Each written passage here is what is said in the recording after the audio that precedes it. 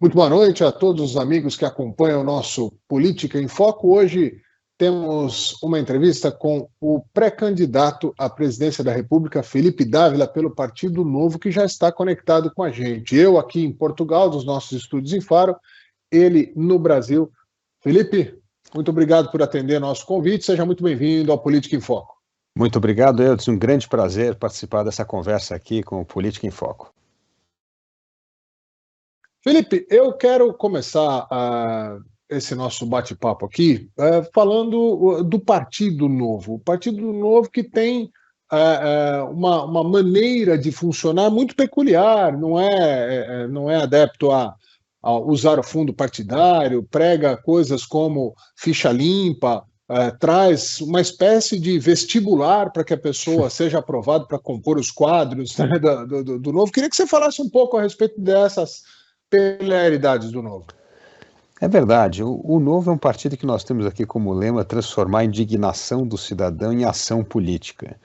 Mas essa ação política tem de ter consistência, e a consistência passa por um processo seletivo, como você bem disse, muito austero, muito importante, e isso faz com que hoje o Partido Novo tenha 45 mandatários entre vereadores, deputados estaduais, federais, governador de Minas Gerais, prefeito de Joinville, e não tem um único escândalo de corrupção. Então mostra que essa história de ser rigoroso no processo seletivo acaba atraindo gente talentosa que faz a diferença na vida política brasileira por meio da sua competência, dessa defesa de valores e princípios, e não se envolvam em casos de corrupção, como quase todos os outros partidos têm que acabar explicando esses casos de corrupção. O Partido Novo isso não tem.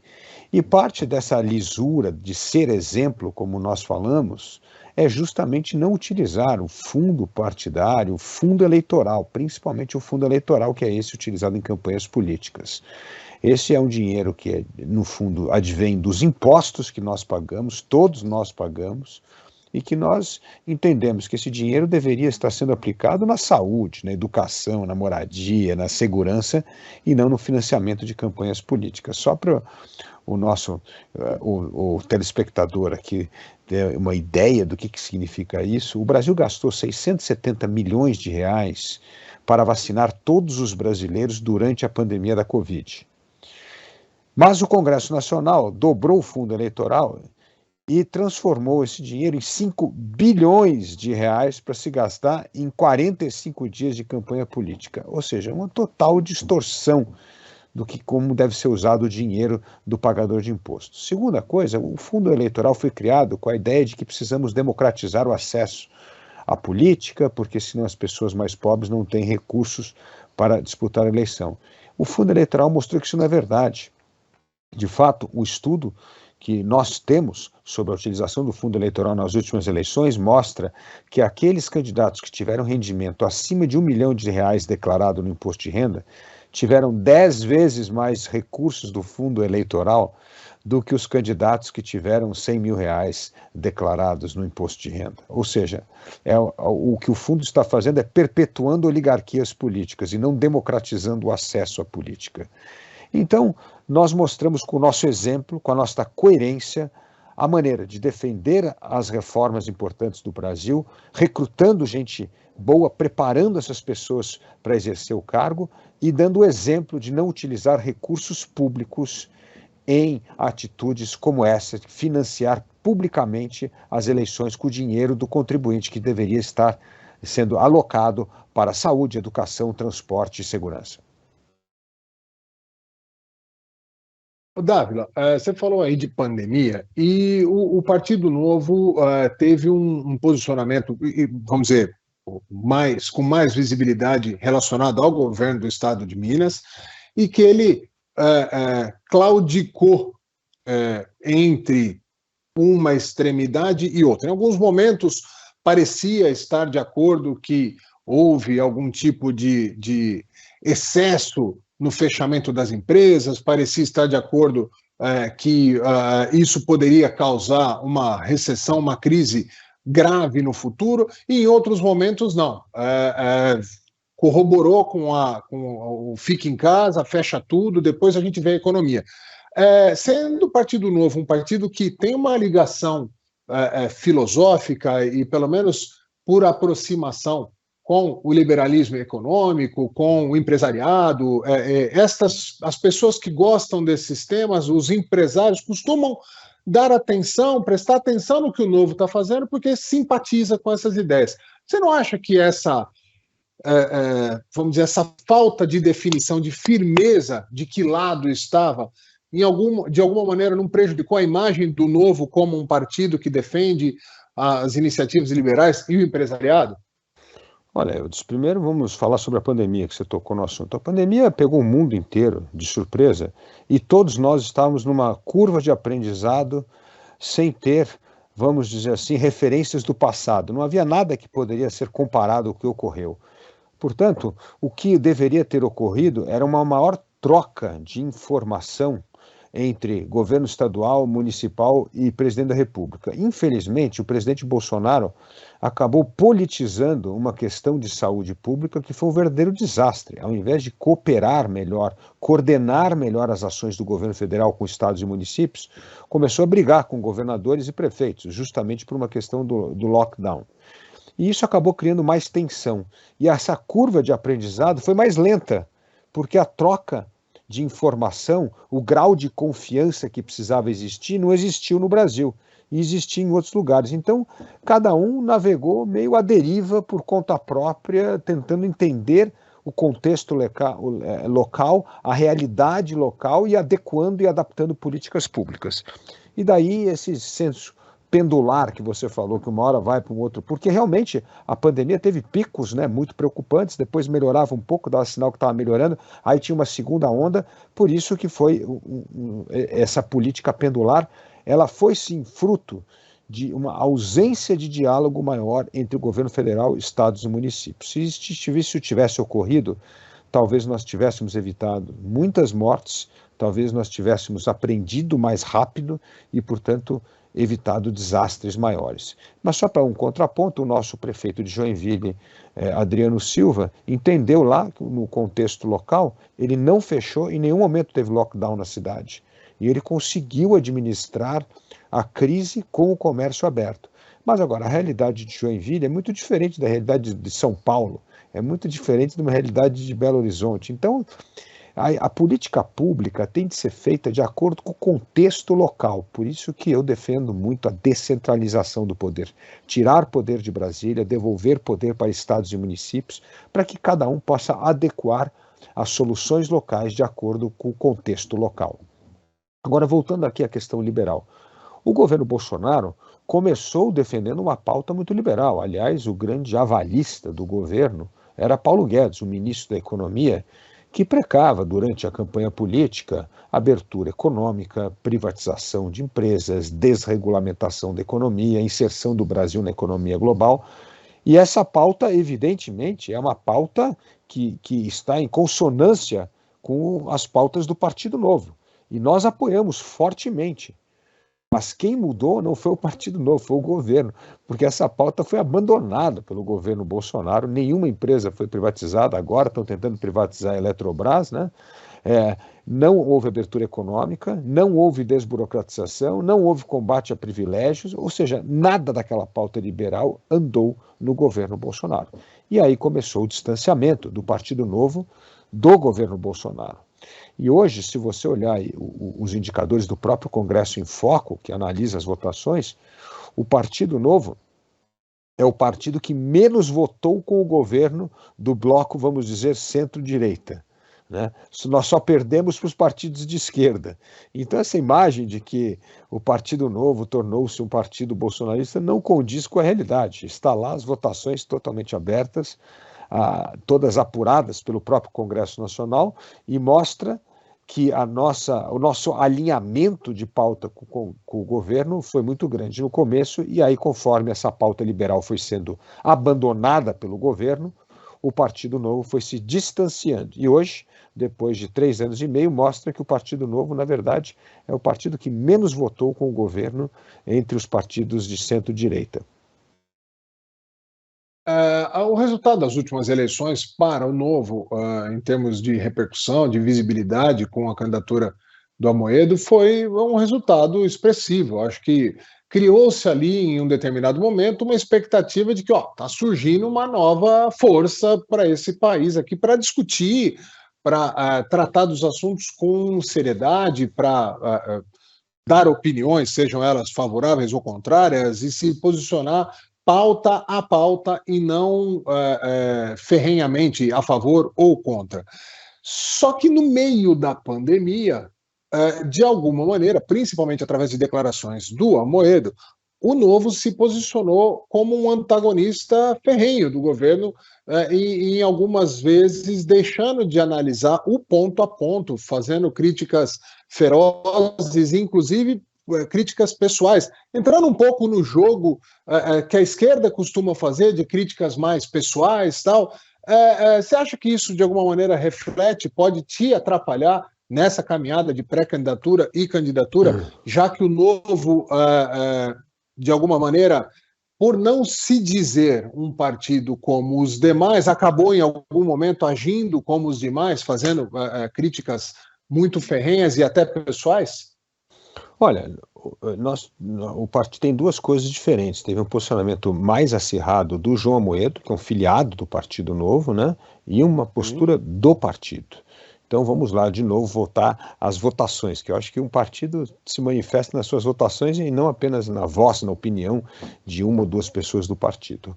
O Partido Novo votou de acordo com o governo em todas as pautas voltadas às grandes reformas do Estado. Nós votamos a favor da reforma da Previdência, nós votamos a favor do marco do saneamento básico, nós votamos a favor da independência do Banco Central, do novo marco das startups, da nova legislação muito importante das ferrovias, que vai permitir o investimento privado em ferrovias.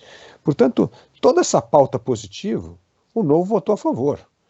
Agora, certamente o governo Bolsonaro merece críticas pelo que eu chamo da pauta do fisiologismo, orçamento secreto, emenda de relator, dar esta autonomia ao Centrão para fazer essas barbaridades que está cometendo no momento agora. Então, assim, isso precisa ser criticado. Da mesma forma que precisa ser criticada a política educacional desse governo, que foi um desastre absoluto. 40% das crianças aos 7, 8 anos não estão devidamente alfabetizadas. Então, assim, foi uma política desastrosa. A política do meio ambiente foi um desastre, transformou o Brasil num pária internacional. Então, nós precisamos saber separar o joio do trigo, votar com o governo, apoiar o governo nessas medidas estruturantes do Estado e ser crítico dessas pautas, vamos dizer assim, de costumes ideológicas, que, na verdade, só prejudicam o bom funcionamento da democracia. Então, o que nós fizemos foi uma postura muito responsável, eu acho, do Partido Novo como um partido independente, que é apoiar o governo nessas pautas importantes e criticar o governo nessas pautas corporativistas. Evidentemente, as críticas que o João Amoedo havia feito, elas se distanciaram um pouco do que foi a grande parte do Partido Novo. E isso, sim, criou problemas internos no partido, mas que já foram superados. E eu digo que o Partido Novo é o único partido que vai entrar completamente unido na eleição de 22. E essa história de briga e dissidência você vê em quase todos os outros partidos nacionais, exceto o Novo. Então, nós brigamos lá atrás e nos entendemos agora. Os outros pareciam que estavam entendidos lá atrás e estão brigando agora às vésperas da eleição. A coisa realmente tem algumas coisas acontecendo muito estranhas em alguns partidos. Mas vamos lá, Dávila, mais uma coisa.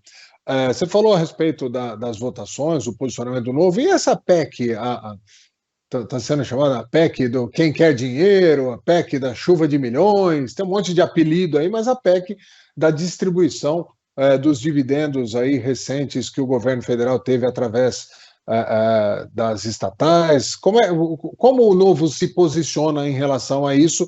Lembrando que nós estamos passando final da pandemia e um momento ainda de crise mundial, principalmente relacionado aos combustíveis. É verdade, mas o Partido Novo se coloca como oposição ferrenha a essa PEC. Essa PEC é um verdadeiro absurdo, Porque, na verdade, o governo já deu aumento ao auxílio emergencial, isso já foi aprovado, o auxílio emergencial, e agora não, está criando mais um incentivo para os apoiadores do governo, e não para os mais pobres. O auxílio emergencial, Eudes, focou nos mais pobres, e está correto, é isso que nós temos que fazer. 33 milhões de brasileiros estão passando fome. Agora, você criar uma emenda constitucional para resolver um problema temporário e dar benefício a categorias específicas, como caminhoneiro, como taxista, é um verdadeiro absurdo. Burla a lei eleitoral, cria um mecanismo constitucional para tentar atenuar um problema momentâneo e ainda por cima seleciona quem vai receber o prêmio e quem não vai receber o prêmio. Então, e cria um estado que chama estado de emergência. O que é tudo um absurdo, isso é um desrespeito à Constituição, é um desrespeito às regras do jogo. Nós vamos nos posicionar veementemente contra e vamos sim entrar com uma ação direta de inconstitucionalidade no Supremo. Isso é um verdadeiro absurdo o que está sendo feito. Dávila, mas vamos lá, uma PEC, ela não é uma emenda constitucional, e sendo uma emenda constitucional, ela, por si só, sendo votada no local adequado, Senado e Câmara, ela não passa a ser constitucional, ou seja, não dá para chamar de inconstitucional uma emenda constitucional. Me explica se eu estou errado, porque eu sei que nos últimos dias o discurso tem sido isso é inconstitucional, mas a emenda constitucional passa pelas casas que têm, vamos dizer, as atribuições de, inclusive, fazer alterações na Constituição. Bom, duas coisas. Primeiro, convocar como estado de emergência, não tem nenhuma justificativa para estado de emergência, e foi essa a medida alegada para se criar a PEC. Não tem nada de constitucional. Então, isso é a primeira coisa. Primeira inconstitucionalidade está aí. Não existe um estado de emergência. E não pode criar um estado de emergência para criar um benefício para caminhoneiro e taxista. Isso não existe. Então, a primeira inconstitucionalidade é essa. Segunda, que uma PEC pode ser, sim, inconstitucional justamente quando não tem nada a ver com um dos atributos da Constituição. Qual é o atributo da Constituição que isso tem a ver? Ajudar uma categoria, ou duas categorias, ou três categorias? Qual é o atributo constitucional? Tem nada. Isso é oportunismo eleitoreiro. E não pode transformar o oportunismo eleitoreiro mexendo numa regra que essa sim é constitucional, que não pode se gastar dinheiro em época de eleição com favores exclusivos para categorias. Isto que é constitucional.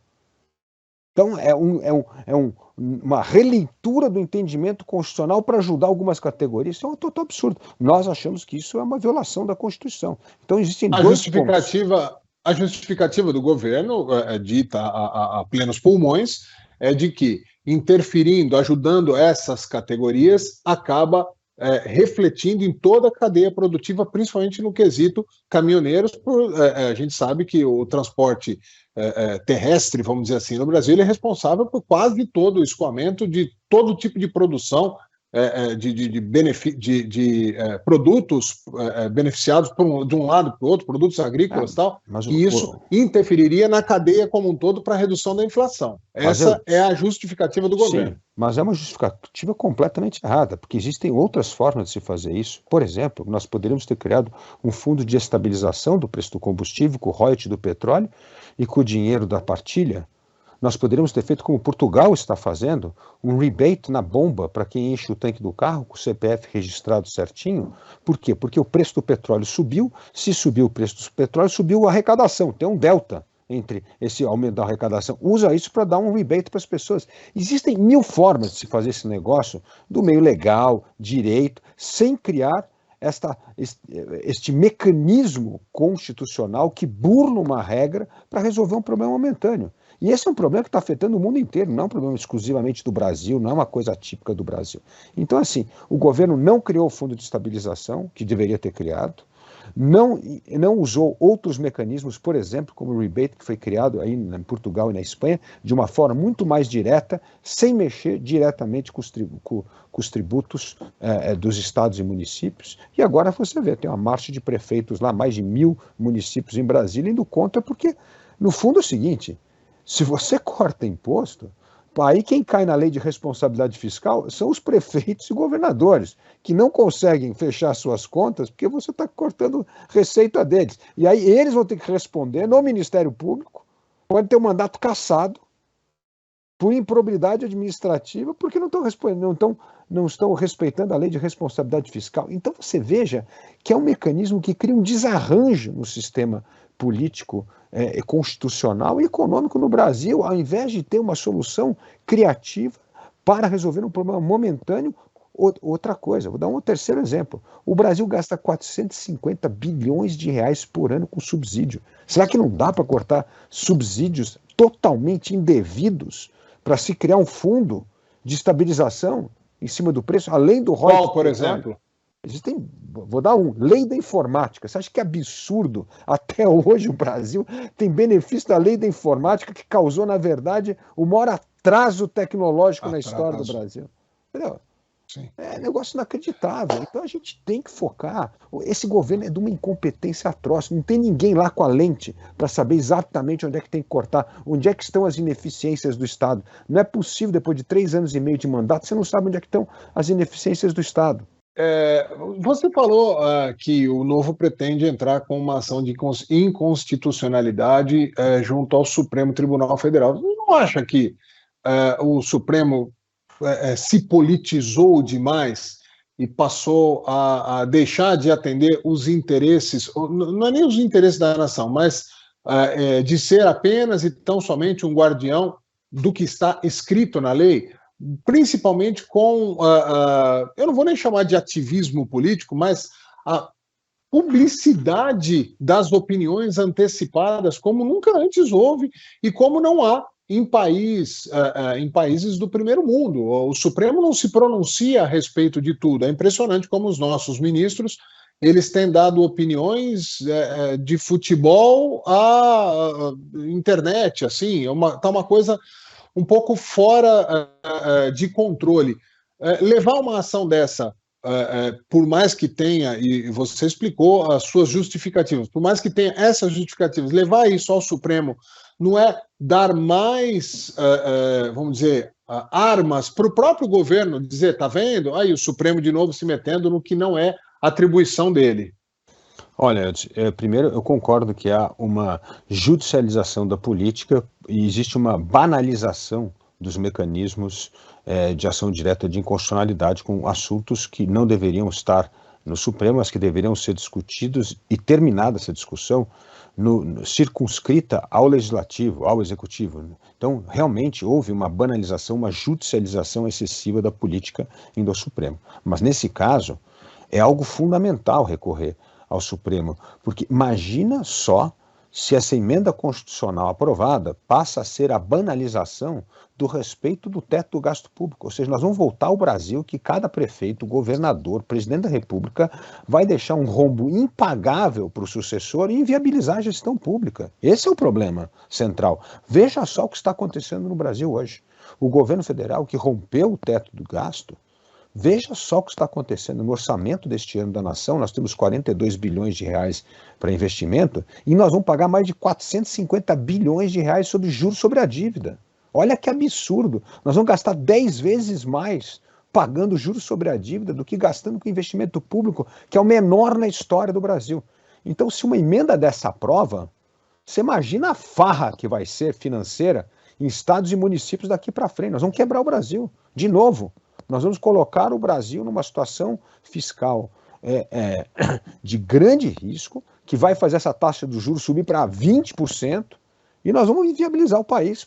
Então, neste caso específico, significa o Partido Novo defender justamente a sanidade fiscal do país. Nós não podemos ser irresponsáveis com o dinheiro público. Isso é um absurdo que está acontecendo já no Brasil. Então, o que eu estou te falando aqui, nós vamos gastar 10 vezes mais esse ano com pagamento de juros sobre a dívida do que com investimento público. Então, assim, imagina se isso é mesmo para ser constitucional. Nós estamos perdidos. Todos os estados e municípios vão estar quebrados. E como foi no passado.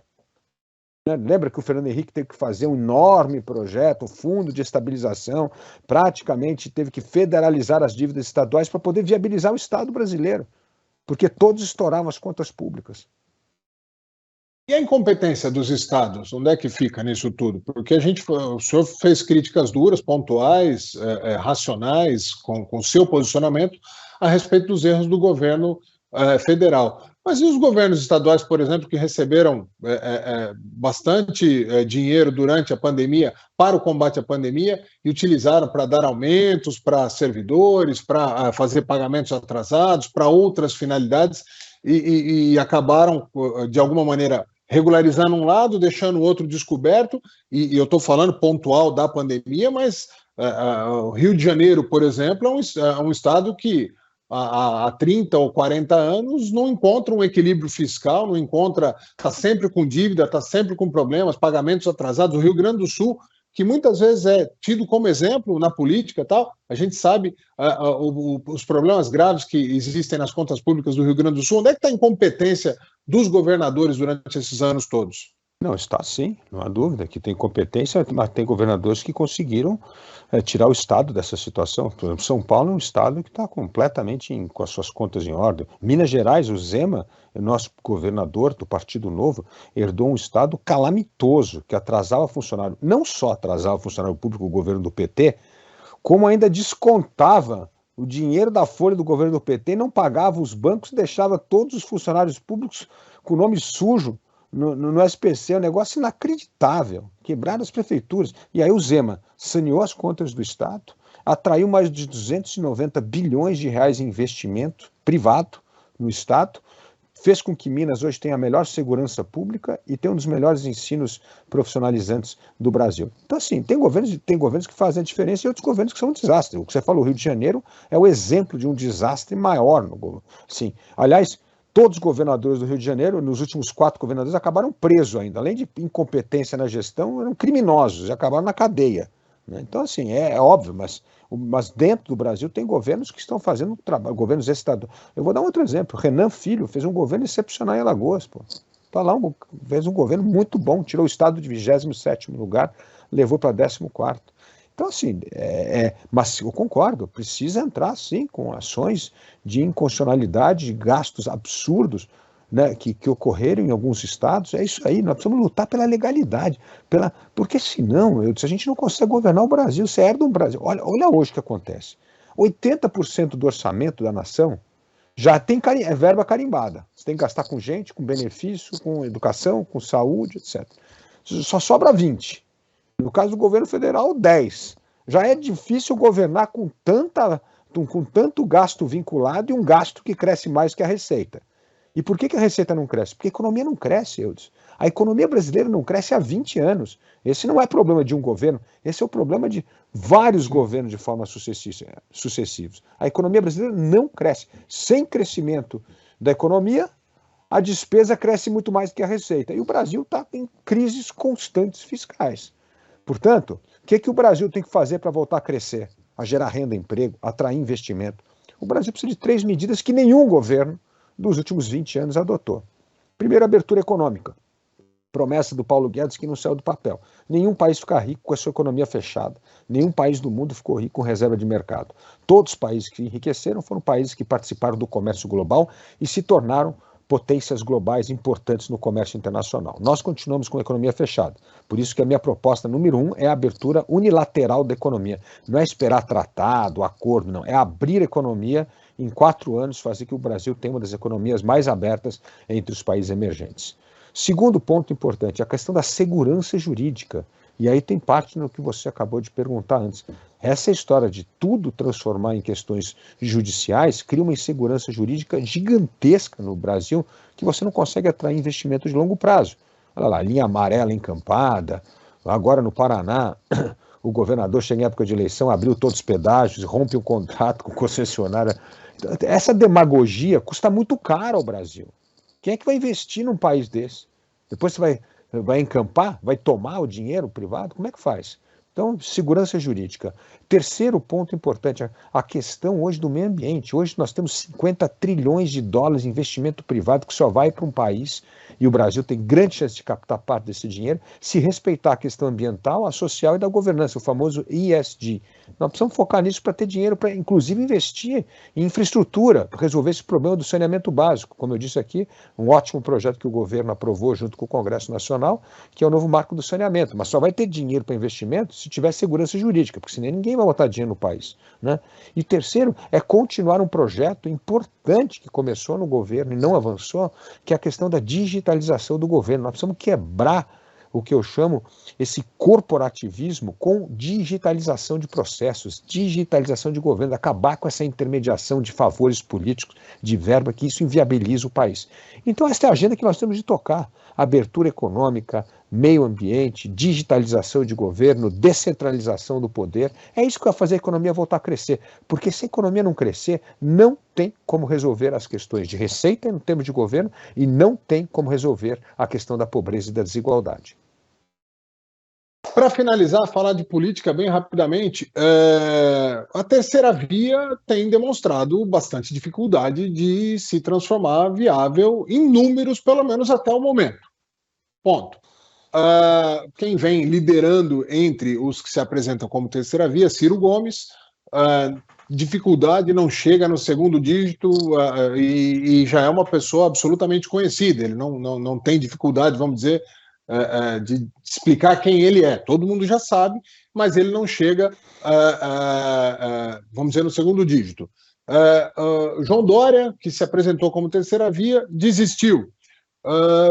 Como que o senhor imagina conseguir ultrapassar essas barreiras de dificuldade da terceira via? E, para completar, transformar isso numa única pergunta, em caso de não conseguir ultrapassar, foi para a campanha e não foi para o segundo turno, o senhor vai para Paris também ou fica e escolhe o que seria menos pior ou melhor para o país?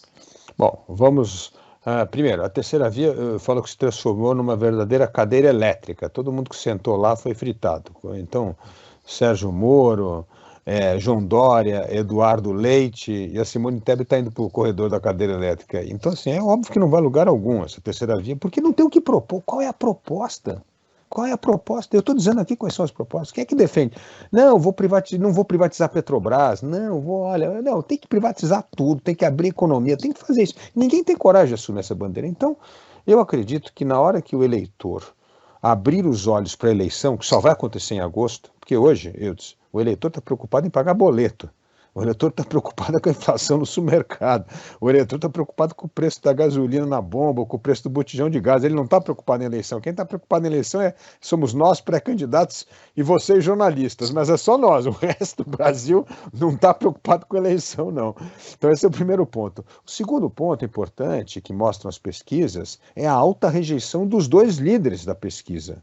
Então nós estamos falando aí com rejeição acima de 40%, tanto para Lula quanto Bolsonaro. Então o que as pessoas estão dizendo, olha, eu não estou muito interessado em eleição e o que eu estou vendo eu não gosto muito porque eu estou rejeitando aqui. 40% do eleitorado está dizendo, mais de 40% está dizendo que não quer votar nenhum nem no outro. Então eu acho que existe sim um campo para quando começar a campanha nós apresentarmos as nossas propostas.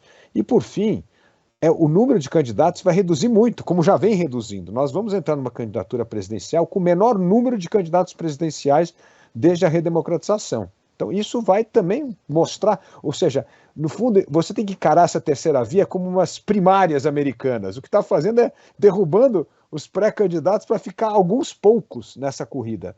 Então, e aí, de novo, eu já fiz esse apelo público e volto a fazer, que Lula e Bolsonaro têm sim de participar dos debates.